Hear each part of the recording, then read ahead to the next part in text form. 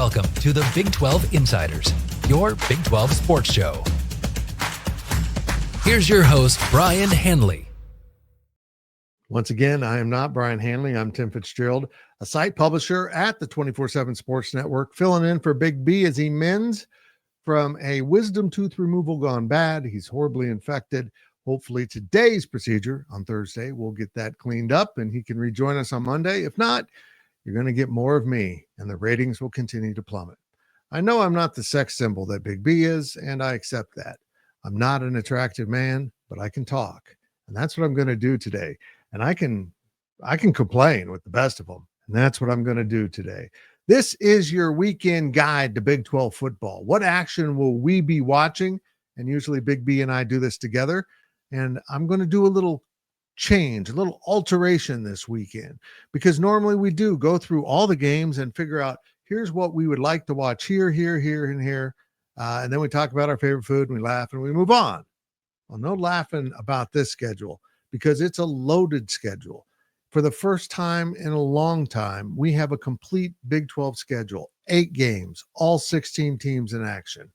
And we should have a good full day of watching Big 12 football, if not having a Friday night and a full day of watching Big 12 football.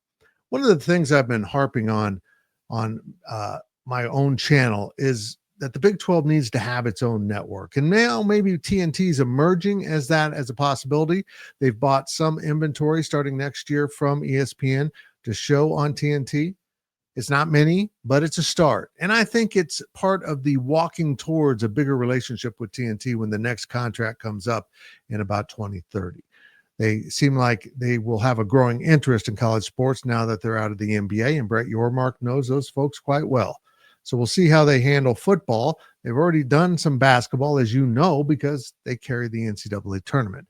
So having a Big 12 basketball platform, some here at the start as they purchase games that normally would be on ESPN Plus, will be good for the Big 12. Get some more out there. And let's be honest, in Big 12 basketball, there are some really good games on ESPN Plus that just get abandoned over there. So to have a stronger signal, a stronger visibility on one of the most traditional cable channels out there is big. Training people to look for more college sports on TNT is the challenge. And if they turn True TV into TNT Sports or something like that, then that'll be an even bigger challenge, because if you're not watching certain shows on that station, you don't even know that station exists until NCAA basketball. Maybe you could find a basketball college sports version of Impractical Jokers, and they could just weave it right into the fabric of the new channel. But this is why it's important for the Big 12 to have its own platform, to have its own champion in the media, to have its own stopping place where people know they can go and find Big 12 sports. You can find SEC on ESPN all the time. And yeah, sure, the Big 12's in some of those slots, but not always the best slots. Also, you've got Fox and the Big Ten in a really strange relationship because they've invited other networks into their room, we'll just say that, and they all are feeding off of what I think is a horrendous product. That below the first 1 or 2 games every week in the Big Ten, you're going to get a blowout, and that's not anything wants to watch. And I got to tell you, that all folds over into the absurd college football rankings by the committee, but that's a different topic. Now, why am I talking about all of this on this show? We're supposed to be laughing and having fun leading into the weekend. We're supposed to get ready for some Big 12 sports. Well, honestly, I'm kind of pissed off about the schedule. Not that the games aren't great, but the networks did us no favors if you want to watch Big 12 sports. Now, let's just review. One of the things expanding into the Western United States did for the Big 12 is it opened them up to being in all 5 viable time slots. And that's right, there's 5 now that the Big 12 is doing some Friday night games, but there isn't one this week. Let's look at the time slots. You've got that Friday night game that we all complain about being on, but it's gotten good ratings for the Big 12. It's been a good platform. It's made the conference visible, whether it's ESPN or Fox carrying the game. Slot 2, of course, would be the Saturday morning game. The 11 a.m. game here in the Central, big noon in the East. And honestly, the Big 12 hasn't been in that slot as much as I expected. Those slots have gone to the SEC quite a bit. And of course, over on the Big Ten contract. And it's Fox every week with a Big Ten game at noon. Now, there's some pushback on that because they feel like the Big Ten feels like their best games should be in prime time. And I don't know that there's a good argument against that. But big noon Saturday is a big deal for Fox, and they're putting on what they think is their biggest ratings get. I don't agree with that. Saturday afternoon, of course, is that kind of 2:30 slot, maybe 3 p.m. That afternoon day game that has been occupied by a lot of Big 12 games this year. And then you got the other popular slot for the Big 12, the Saturday evening slot, kicking off around 6 to 7 p.m. Central, 7 to 8 p.m. on the East Coast. And, of course, that's a little bit earlier out west. But that's still an evening slot. And then, of course, slot 5 is Big 12 After Dark, former Pac-12 After Dark. Those games kicking in around 9 to 9:30 in the Central Time Zone, so 10 to 10:30 out east. Yeah, those are late night games. And they even challenge me in the Central Time Zone to be able to stay awake to watch those games. So with all 5 of those time slots available, it would make sense that the Big 12 could populate those with 8 games. They should. They should have a Friday night game, but maybe they shied away with it from it because next week is that Thanksgiving week where you will have some Friday night games. Why not let someone play Friday night here also?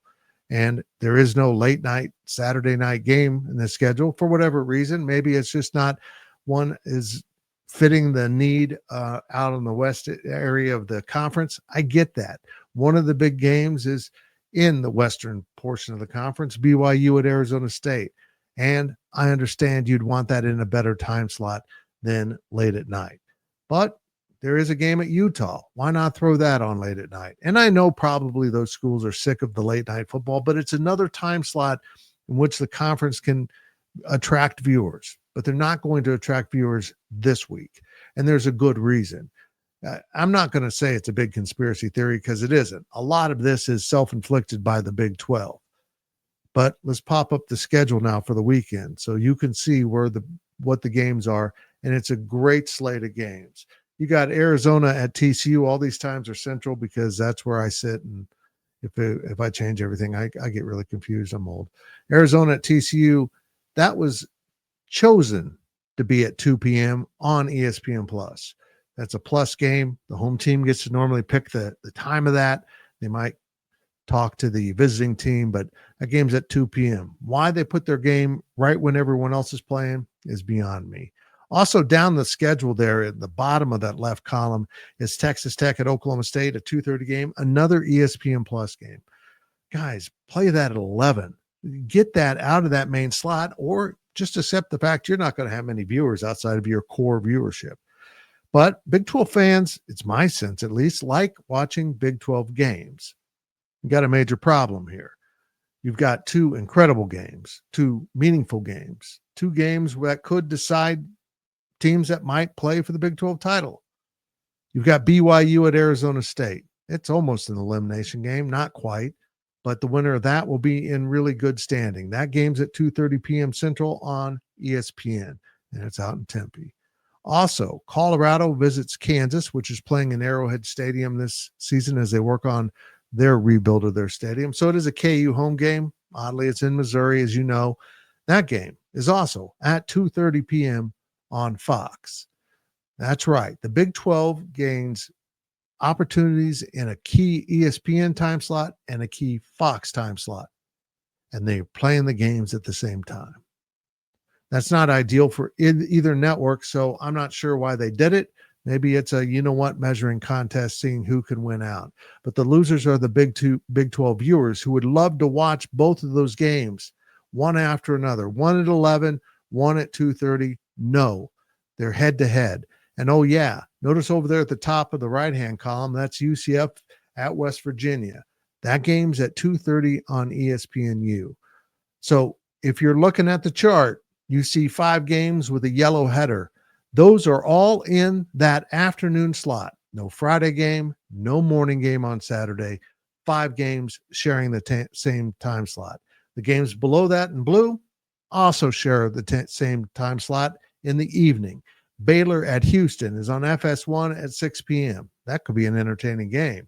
Iowa State goes to Utah. That's at 6:30 p.m. That's 5:30 out there in the Mountain Time Zone. I told you, I start doing time zones, I lose my mind. Cincinnati comes to Kansas State, the game I will be covering. It's at 7 p.m. here in Manhattan on ESPN2. So basically in the same time slot, you've got FS1, Fox, and ESPN2 all running Big 12 games. It's insanity. It's insanity. You have 5 time slots. Instead, 8 are getting crammed in to 2 spots in the schedule. None of those games will have great viewership. And looking at that just as a, pure number, people are going to say, boy, the Big 12 doesn't poll good ratings. Well, yeah, if you're designed to fail, you'll probably fail. So you can pick what you want to watch. I'm not going to tell you what to watch because those 2 early games, those 2 games that have significant value to the conference race are going to be great football games. And I wish I could watch them both simultaneously. At least my advantage is my game that I'll be at doesn't kick till 7, so I'll get to watch most of those games from the comfort of my living room. Today, also for the food, I'm going to do a little bit something different. I'm a barbecue guy. You know that. You saw last week's. I love barbecue. I'm naturally a Kansas City guy, but I also enjoy Texas barbecue quite a bit. Don't give me anything else. Okay. I'm just going to be honest. I'm not into, some of you are really proud of your barbecue. Don't be. If you're not in Texas or Kansas City or doing that style of smoking your meats or some of the Kansas City sauces, I don't want to discuss it. But I have discovered through a friend the most amazing barbecue in Kansas. And the reason I bring this up isn't be an ad for them, which it will be, and I hope you can stop there. It's how they do barbecue that absolutely shocked me, and I want it no other way. The place is named Guy and May's Tavern in Williamsburg, Kansas. A lot of Kansans have no clue where Williamsburg is. It's on along I-35, somewhere between Emporia and Kansas City, and it's kind of straight south of Topeka, maybe a little to the east. You got to be going to Williamsburg to get to Williamsburg. Let's put it that way. And it has a population of 390, according to the latest census. 390, 2 of them are Guy and May. And they make incredible barbecue. They smoke it, and then what they do that's different. And my buddy Ron brought it to me a couple weeks ago. He might be bringing it up this weekend when he comes from Tulsa. They cut their barbecue like thinly sliced sandwich meat. I know that sounds weird. I accept that sounds weird. We had brisket and Polish sausage, and last time he brought it, he also had some ham. It was unbelievable. Smoked brisket, thinly sliced, is a revelation. It was absolutely incredible and perfectly cooked by the folks at that wonderful little restaurant. And I'm telling you what, that thinly sliced sausage, it was a religious experience. So I am not encouraging anyone to go out and buy a meat slicer so you can thinly slice all your meat. But if Guy and May want to do it, I will continue to eat it because that's incredible. And now I got to figure out how can I just make regular trips to Williamsburg just to buy barbecue. That's where I'm at in life. I don't know if it's sad or completely awesome. We'll have fun watching Big 12 football all weekend long. You'll get big giant doses at 2:30 and another dose at 6 or 7, and you'll be done. No late night game for you. You have to watch a game from another conference. And I know we don't like doing that. I know we want Big 12 football on. It's just not on in many variety of time slots this weekend. Have a great weekend, everyone. Hopefully Big B will be back in his chair next week. Get better, fella. We love you and we miss you.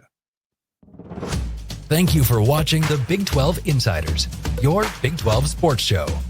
This has been a Spirit Street production.